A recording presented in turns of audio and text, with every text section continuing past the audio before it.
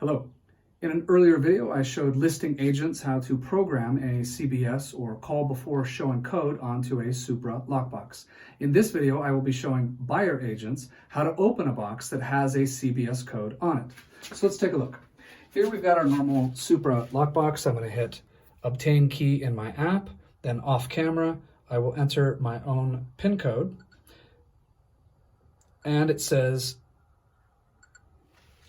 it's trying to communicate. I'm going to activate the bottom of the box.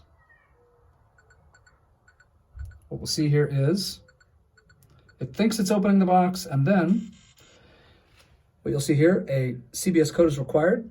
Now, in the prior video, we showed you how to even determine what those 7 digits are. We programmed it to be 1, 2, 3, 4, 5, 6, 7. So now I hit OK, and then I go back to where I was. I then activate the bottom of the box, opening,